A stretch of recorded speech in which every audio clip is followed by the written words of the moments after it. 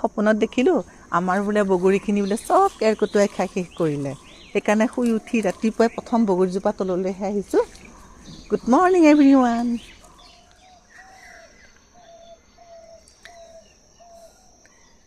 এইজোপা বগৰী গছ 3 বছৰ হৈছে। বহুত লাগিছিল, কিন্তু কেৰ্কেটুৱাই খাই খাই চব শেষ কৰি পেলালে। যেতিয়া প্ৰথম বছৰ আনিছিলোঁ ইয়াৰ বগৰীখিনি খুব ডাঙৰ ডাঙৰ, যিটো আমি আপেল বগৰী বুলি কওঁ, সেই বগৰীজোপা আছিলে। আৰু দ্বিতীয়টো বছৰত ইয়াৰ চাইজটো অলপ সৰু হৈ গ'ল। আজি তৃতীয়টো বছৰত এইটো একেবাৰে সৰু হৈ হৈ গৈ আছে।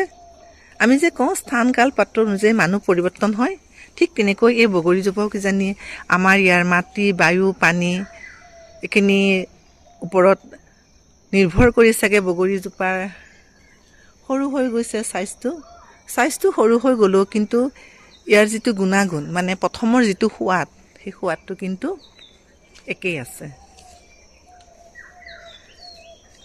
ভাল লাগে ঘৰত এনেকুৱা এজোপা বগৰী গছ থাকিলে ন, এনেকৈ তলৰ পৰাই যে ছিঙি পেলাই খাব পৰা যায়। চাওক এইখিনি পকিলে অকণমান ডাঙৰ হ'ব আৰু অকণমান ডাঙৰ হ'ব। ইফালেদি কেঁচা হৈয়ে আছে।